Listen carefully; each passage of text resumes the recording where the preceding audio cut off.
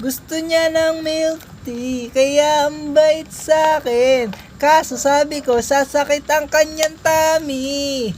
Bawal yan. Tingnan mo reaction niya. Oo, hindi niya iinumin kasi bawal. Away. Oh, bawal. Ikaw daw.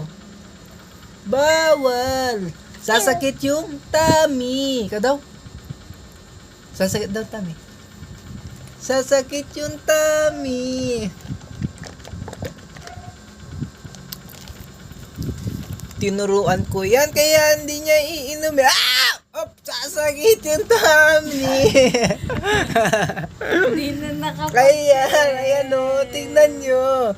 Kapag may gusto, ang bait-bait, ang batang butsugin. Ma'am. Oh, hindi siya pwede, mamamdam. Kuya. Oh, ayan na, nagbablog na rin siya. Sige, ano daw po yan?